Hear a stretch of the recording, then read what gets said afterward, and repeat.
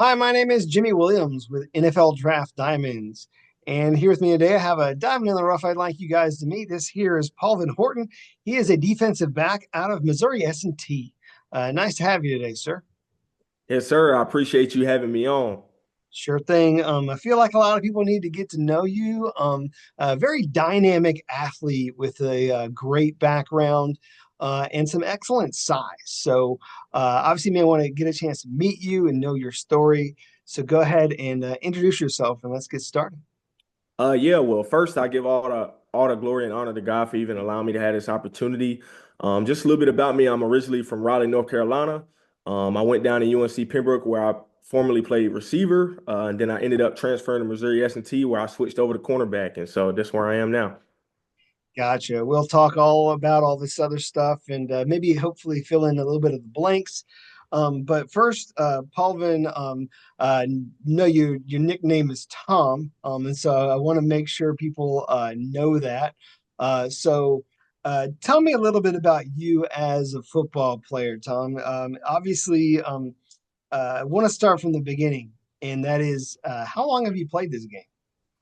Yeah, so actually I've been a basketball guy my whole life. My brother, he's actually playing professional ball overseas right now. So me and him kind of grew up playing basketball and I kind of transitioned into football once around, I want to say 8 years old. Started playing Mighty Might football with the Garner Trojans back in Garner, North Carolina, and it's took off since then. Nice. Want to talk about your time at Garner High School there in the Raleigh area. Obviously, played some football, but a standout track and field athlete there as well. Talk about some of your best memories as a high school athlete. Yeah, so I was under Coach Thurman Leach for football. It was a great experience. I had an amazing teammates. My quarterback, I had a great quarterback, so I can't take the credit for that. Nolan McLean, which is actually at Oklahoma State now, he's professional MLB. And then just a little bit about track. I had a mentor named Johnny Shepard. He actually was a CFL athlete. And so he actually won their Super Bowl over there back in the day. So he kind of mentored me and trained me up as far as triple jump and high jump and long jump. And so from there, I've always kind of expressed interest in basketball and football and track and wanted to make sure I was kind of a jack of all trades. And God blessed me with the athletic ability to be able to do it. So, Cool. Uh, Obviously want to park a little bit there at for you as a track and field athlete and talk on that, and then we'll come back around to the football stuff. Um, as we kind of walk through your journey, you ended up going to UNC Pembroke, and then of course eventually there to Missouri S&T, and you have utilized also this background of you as a track athlete and really done very well for yourself as a track athlete. Some of your stats are phenomenal, bro. But talk to me about your overall history. You know, participating in track and field because I know you're actually doing that right now this season. So yeah. talk to me overall. So man, to keep it simple, I coming out of high school my junior year, I actually had an offer to go to Army West Point to do triple jump there. So I went on an official visit there with my mom, and it was a great campus. We loved it. Ultimately, we decided to go to UNC Pembroke for football, and then of course, we weren't able to do track my senior year of high school because of COVID. So it worked out the way it was supposed to. I ended up going to UNC Pembroke playing football, and then once I committed to go to S&T. Actually, I was in the mall one day. I got a coach from Coach Meineke, which is the head coach for track and field here at my school, and he was like, "Hey, man, we want to give you an opportunity to run track as well. We looked at some of your numbers. We think you can be a big part for us." And from that moment forward, man, the rest is history. And so I came to S&T. I worked my butt off. And I ended up getting Male Athlete of the Year, which was a huge goal of mine. Thank God. I ended up setting some school records. So I now hold both indoor and outdoor school records for my school. And so those have been major accomplishments for me. And so now we're working on getting some more conference championships. We as a team have won a couple of those since I've been here as well, and I'm happy to be a part of it. Great. Want to throw out some of these numbers recently. Last season, ranked second place in GLVC in the high jump, 6'5" and a half for the high jump, which is a really good number. Unfortunately, didn't win. Second place is still fair, though. So, I mean, we need to give you a shout out for that one. But of course, bro, you were first place in the triple jump, which you got to pat yourself on the back on that one. Over 49 feet in the triple jump. Some really good numbers there. How do you get there as a track athlete? Well, to keep it simple for you, it's just hard work. Hard work, man. God has blessed me with the ability to perform at a high level. And so actually, with me being I do all three jumps. So I do long jump, triple jump, and high jump. And so those events take place right after the other. So literally, as soon as I got off the track for a triple jump, I had to put my high jump spikes on and go run over and do high jump. And whereas you have most athletes where they focus mainly on one event, I have to focus on three. And so my time definitely gets split up a lot. But Coach Meineke and my position coach, Coach Finley, have helped me tremendously throughout the years, throughout the semesters, just trying to hone in on certain details. And honestly, it just takes a lot of hard work. It takes dedication. It takes super tremendous focus, honestly, to be able to perform and show up when it matters. So, of course, buddy, you're a dual sport athlete, playing both football and track and field. How does the mindset differ a little bit from one to the other, and the training as well? I mean, as you're training for football versus track and field. Yeah, definitely a huge mindset shift because, football is a team sport. Football is something that, you train for over the summer and you're training for your guys and you're training, you have to understand defenses. You have to understand, okay, well, especially me switching over, it's been a little bit of a transition far as that, but we'll get into that, I'm sure, a little bit later on. But being able to read an offense and understand that and your body movements are different.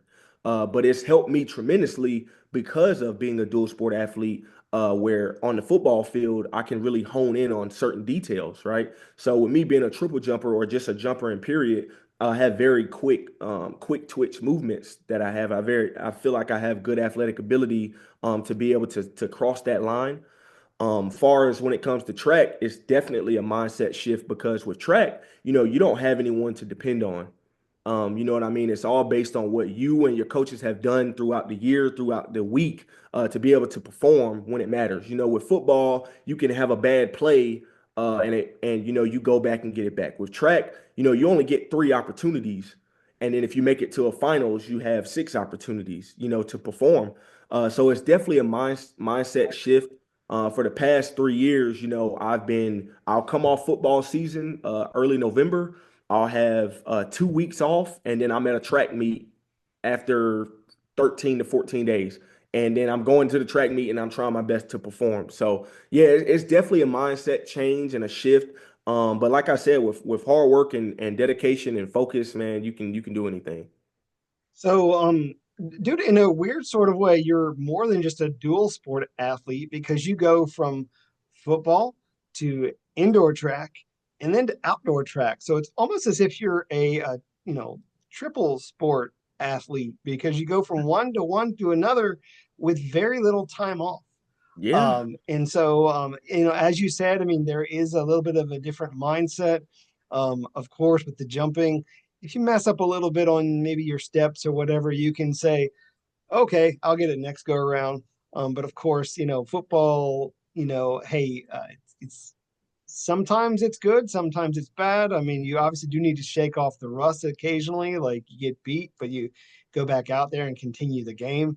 But sometimes those misplays on the football field can be big problems. So, ab- um, absolutely, absolutely. but anyway, of course, you started off as a wide receiver and you ended up making the switch to defensive back. Can you elaborate a little bit on how that process took place?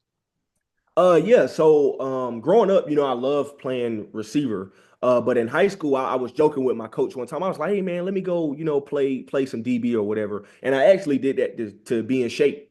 So what was super important for me was to never be tired while I'm on the field. So in high school, I used to play around on defense just to kind of make sure I stayed in shape. And so going to UNC Pembroke, I played receiver, and then also transferring here, I played receiver for my first year. And so I went to my coach at the end of the season. I was like, hey, I feel as though with my height and my weight and my length, I feel like I can be a better asset to the team on the defensive side of the ball. And he was like, well, are you sure that you can handle it? And I was like, look, coach, I won't let you down. I'm gonna do what I got to do. And Coach Sud believed in me, and Coach Jordan and Coach Sue, they've been tremendous mentors. And my head coach, Coach Ball, they all believed in me at times where I didn't believe in myself. And so I worked super hard, worked with my teammates, especially my guy, Derek Thomas, DT. He's on the other side of the ball holding it down. So he taught me pretty much majority of what I know about playing DB.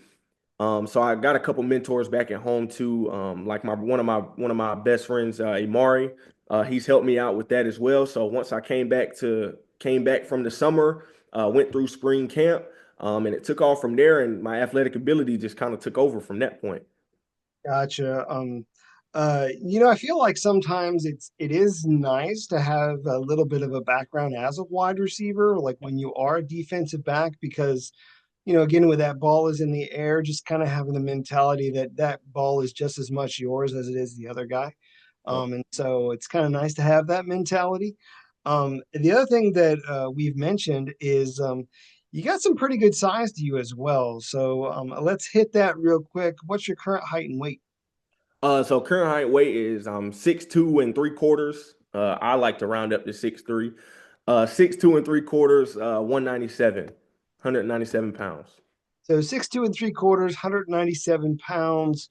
Solid size, man. What are we looking at when we're looking at you as a defensive back? Can you explain a little bit about your style of play, maybe how you would describe yourself? Talk to me. Yeah, so I like to press actually. For me, it's been super efficient for me, I'll say, just because of my length. I can afford to give a yard and a half to 2 yards off and kind of not be in a deficit. But I've been talking to my coach, Coach Jordan, for the past year, especially this past year, about wanting to get more efficient at my off man back pedal. And so he's gave me a couple tricks and things like that that have worked for me. So I feel like my style of play, man, is super loose but super long as well.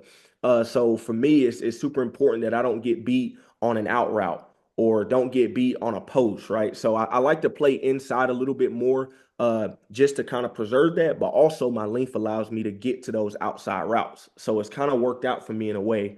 Also, I'm physical as well. I haven't had any instances where I've just been brutally outmanned, if you could say. So that's been super Sure. big for me. I'm a bigger body, and of course, there aren't too many receivers, especially the ones that we played that were a humongous body. Definitely some quick ones.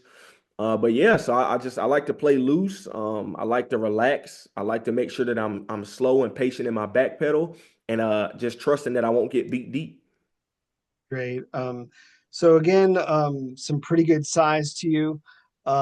Obviously, man, been some people that have helped you develop, there during your time.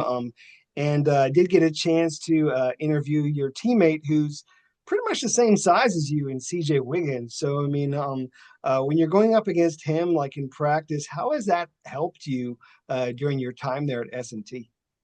CJ's man, he's a great dude on and off the field. He's a great guy. He's also an engineer as well, so he kind of understands that aspect. And on the field, every time we go on the field, him and CJ Jarman, which is on the other side of him, Right. man, we feel as though those are the best two guys in the conference. So we feel like if we can shut those guys down, then man, we won't have any issues throughout the season. And so he gives me great work. I give him great work. It's definitely an iron sharp as iron situation. He's gotten the best of me at times, and I've gotten the best of him. And so we kind of feed off of each other. Whenever he's working on something, I'll tell him, "Hey, you might want to do it like this." And whenever I'm trying to work on something, he'll tell me, "Hey, you might not want to step here," and stuff like that. So it's definitely interesting to see because he was a former quarterback. So we definitely connect on that level of switching positions and trying our best to be successful at the new position. So it's worked out well. Yeah, I mean, I kind of wanted to mention the guys that play against in practice in the CJs.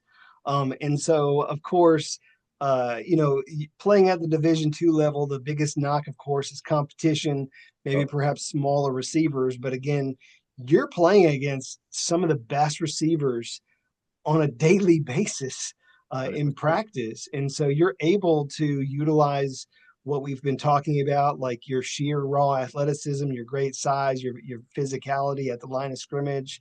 So I just kind of want to put the, all the knocks that, might be out there like at rest.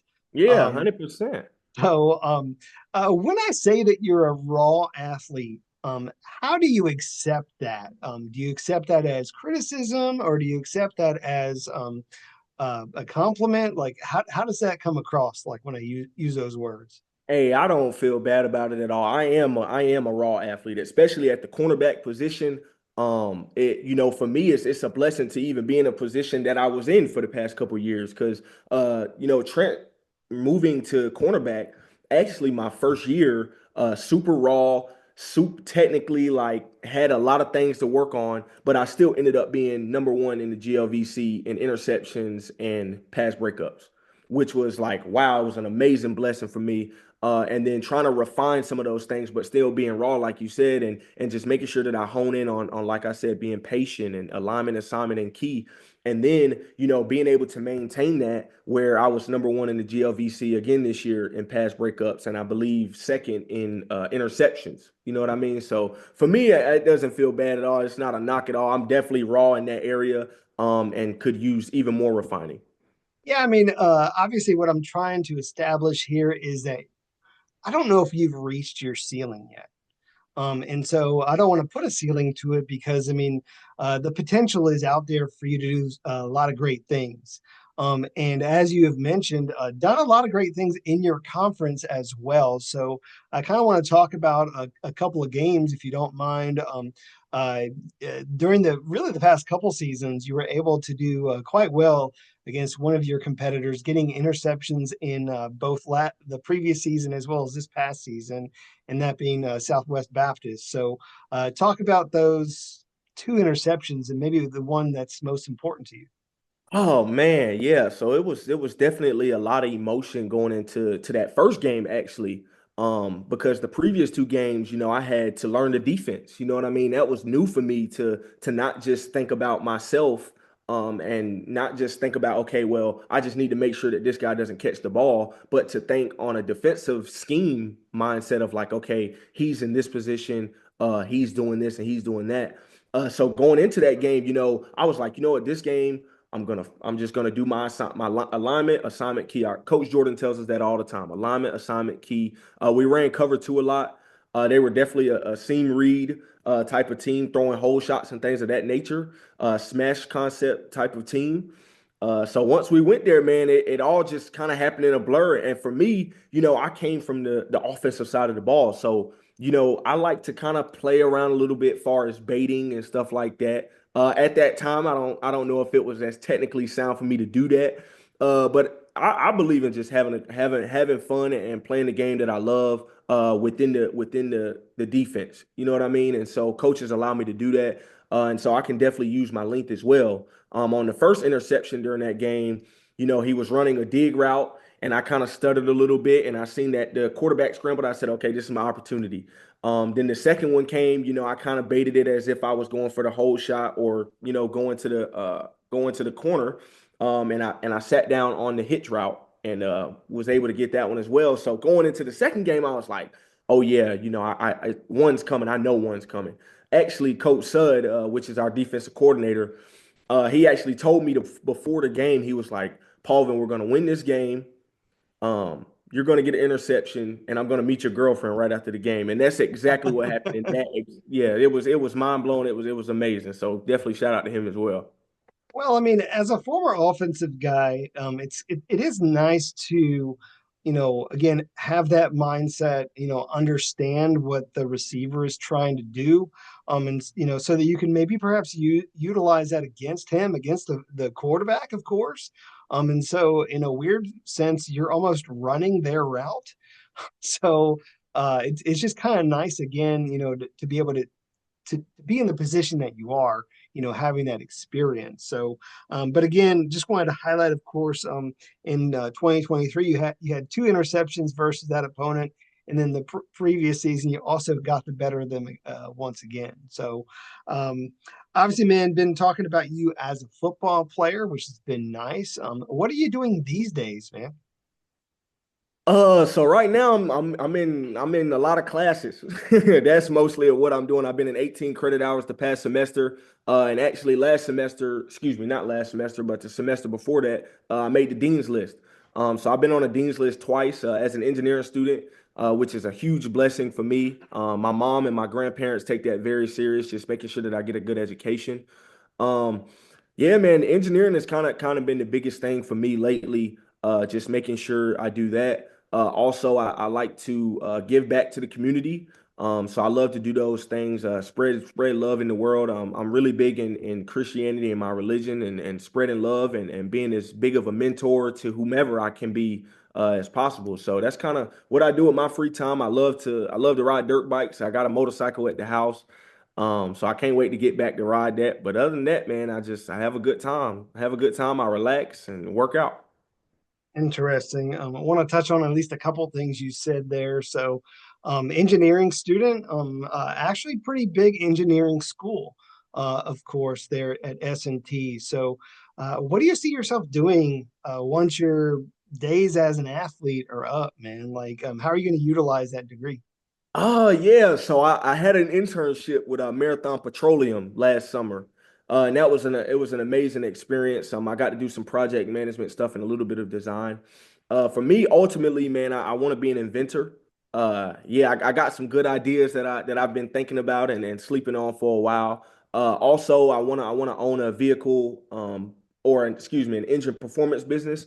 Back at home, my family they drive motorcycles, they drag race cars and stuff like that. So I definitely want to get into that realm. I've been building and working on dirt bikes and four wheelers my whole life. So I definitely want to own something in that industry as well. Wherever I can be happy, man. That's pretty much all that matters to me. Whether I can settle down and have a family and take care of them. So. And you had mentioned again just riding dirt bikes and all of these other vehicles.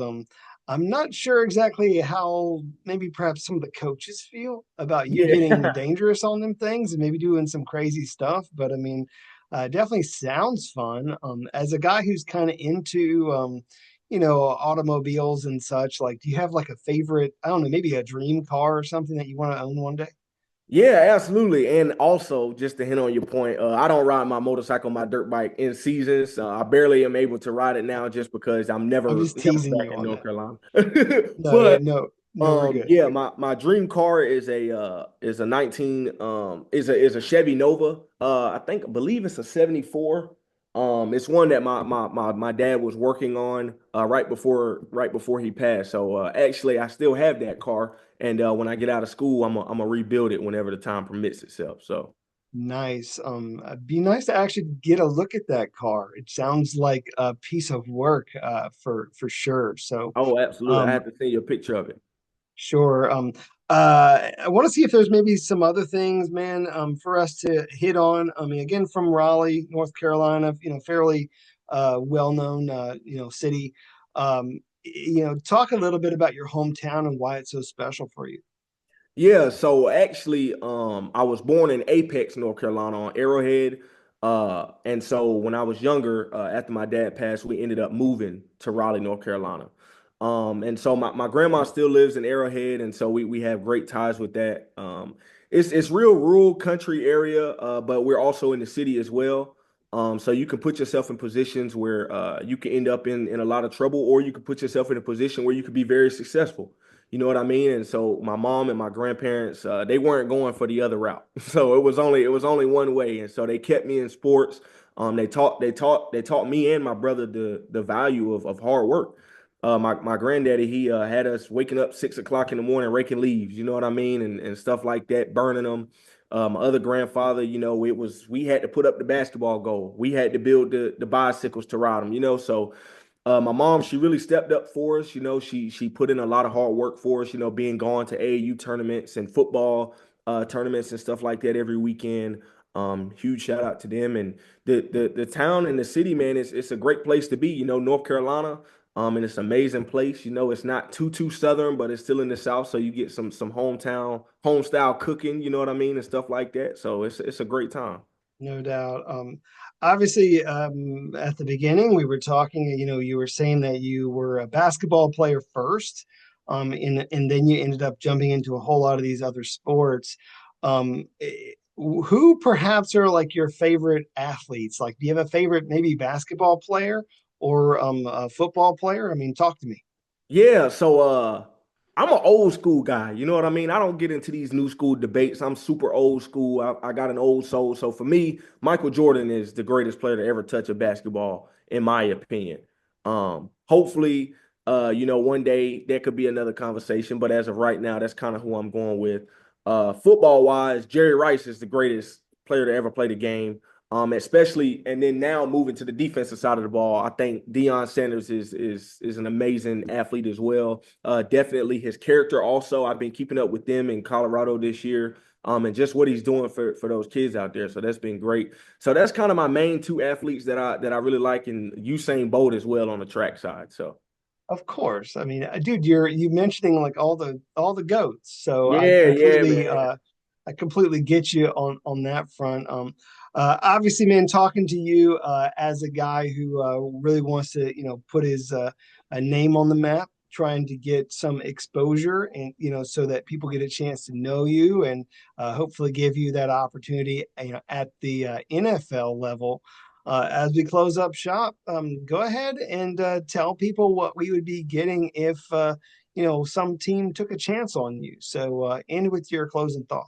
Yeah, so for everybody out there, for any coaches out there, you're going to be getting a hard worker. You're going to be getting someone who is more than willing to learn. You're going to get an athlete, a dynamic athlete, as that was said earlier. You know, I'm coming from a dual sport background, so I know how to move. I know how to use my body. I know how to use my length.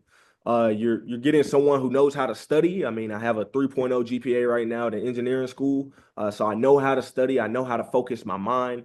You're getting someone who goes all out. So at the end of the day, I put everything on the line for what I have. You know, I don't have any breaks during the semester. I take multiple credit hours, two sports. It's all because of God at the end of the day, but also you're getting someone who means business. So willing to learn, hard worker, dynamic athlete. Um, so yeah, that's what you're getting from me. Uh, Definitely putting in more work than the average student athlete. Yeah. You are going hardcore as a student, trying to get all that stuff wrapped up. I mean, even now as we speak, I mean, you're taking all these classes. Um, Dude, you're always around sports. Again, I say, I mean, with you doing indoor and outdoor track, I mean, it is almost as if you are a triple sport athlete, but a very dedicated one. And we've talked about really just a guy who's got a very high ceiling as a player, still learning the defensive back position, but has a whole lot ahead of him. Great size, almost 6'3", 195, 197. So good size. Athleticism is off the charts. Is going to be able to have like phenomenal combine and all that stuff. So obviously, as you develop, going to get your foot in the door on special teams, and really be a hard worker there as well. But I want to wish you all the best and everything you got going on. Okay. Yes, sir. I appreciate you. Thank you. Sure thing. Once again, we got with us Paulvin Horton. He is a defensive back out of Missouri S&T. Check him out.